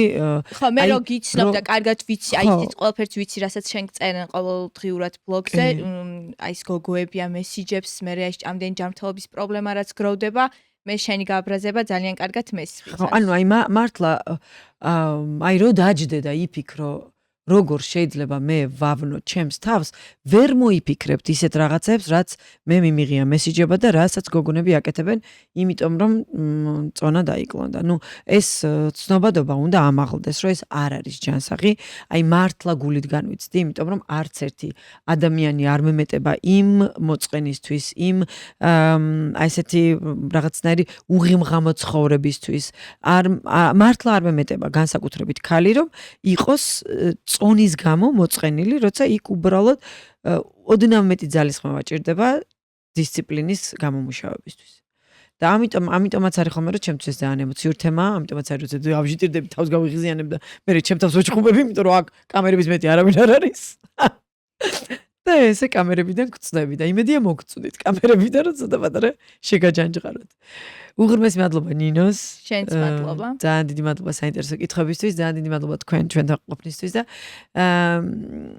იმედია რომ აი ამ პოდკასტებიდან, ამ ეპიზოდებიდან ზუსტად იმას წაიღებთ, რაც არის ამ პოდკასტის და ამ პროექტის იდეა ფიქსი და ამომავალი წერტილი, რომ გაჯანსაღდეს უფრო მეტი გოგონა, უფრო მეტი ადამიანი ჩაერთოს ფიზიკურ აქტივობაში, ყველა ფაქტიურად და რაღაცნაირად უფრო გავაუმჯობესოთ ჩვენი ცხოვრების ხარისხი, მიუხედავად იქ ეკონომიური სიდუხჭირისა და მიუხედავად იქ, არ ვიცი, ჩვენი დღევანდელობისა, რასაც ჩვენ ქვეყანაში ვაწყდებით. აბა თქვენც.